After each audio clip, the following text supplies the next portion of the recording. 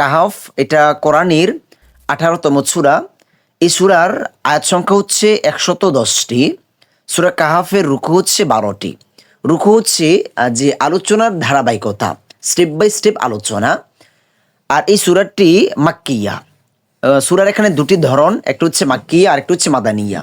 মাক্কিয়া হচ্ছে যে আল্লাহ রাসূল সাল্লাল্লাহু আলাইহি ওয়াসাল্লামের হিজরতের আগে যে সূরাগুলো নাজিল হয়েছে ওইগুলো হচ্ছে মাক্কিয়া, আর হিজরতের পরের যে সূরা নাজিল হয়েছে ওইগুলো হচ্ছে মাদানিয়া। তো সূরা কাহাফ এটার ফজিলত এবং এটা নাজিলের প্রেক্ষাপট ছিল এরকম যে মক্কার মুশরিক কাফিররা যখন কোনোভাবেই রাসূল সাল্লাল্লাহু আলাইহি সাল্লামকে দাওয়াতি কাজ থেকে ফিরাতে পারছে না, তারা বাধা দিয়ে রাখতে পারছে না, ধমাতে পারছে না, তখন তারা একটি পরামর্শ করলো যে কি করা যায়। তারা সিদ্ধান্ত নিল যে মক্কা থেকে কিছু লোক পাঠাবে মদিনায়। মদিনায় ইহুদি আলেম রয়েছে যাদের কাছ থেকে পরামর্শ নিবে, তারা মুহাম্মদ সাল্লাল্লাহু আলাইহি সাল্লাম সম্পর্কে কি ধারণা পোষণ করে। তো ওই ধারাবাহিকতায় তারা দুজনকে মক্কা থেকে মদিনায় প্রেরণ করেন।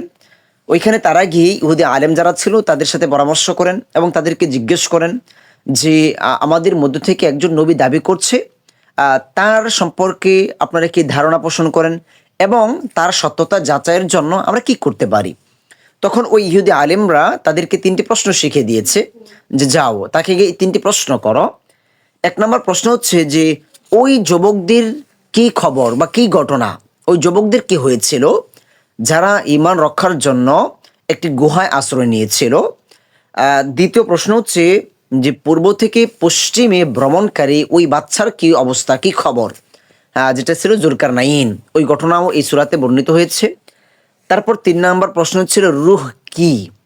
তো রূহ সম্পর্কে আমরা গত সূরা বানী ইসরাঈলে দেখেছি যে আল্লাহ সুবহানাহু ওয়া তাআলা বলেছেন যে রূহ হচ্ছে আল্লাহর নির্দেশ। এ বিষয়ে আমরা গত সূরাতে দেখেছি, আলোচনা হয়েছে। তাছাড়াও এই সূরায় আলোচনা হয়েছে মূসা আলাইহিস সালাতু ওয়াস সালাম এবং খিজির আলাইহিস সালাতু ওয়াস সালামের ঘটনা এই সূরায় আলোচনা হয়েছে। তারপর 2টি বাগানের মালিকের একটি ঘটনাও এই সূরায় আলোচনা হয়েছে। সূরা কাহাফের ফজিলত অনেক ফজিলত রয়েছে। সূরা কাহাফের একটা হাদিসের মধ্যে এসেছে যে আল্লাহ রাসূল সাল্লাল্লাহু আলাইহি সাল্লাম বলেছেন যে ব্যক্তি সূরা কাহাফের 10টি আয়াত মুখস্থ করবে সে দাজ্জালের ফিতনা থেকে নিরাপদ থাকবে। যে ব্যক্তি 10টি সূরা আয়াত মুখস্থ করবে, 10টি আয়াতকে ধারণ করবে, আমলে পরিণত করবে, সে কি করবে, দাজ্জালের ফিতনা থেকে নিরাপদ থাকবে। অনেকটা হাদিসে এসেছে আল্লাহ রাসূল সাল্লাল্লাহু আলাইহি সাল্লাম বলেছেন যে ব্যক্তি জুমাবার সূরা কাহাফ তেলাওয়াত করবে তার জন্য এক জুমা থেকে আরেক জুমার মধ্যবর্তী সময় পর্যন্ত তাকে নূর দেওয়া হবে।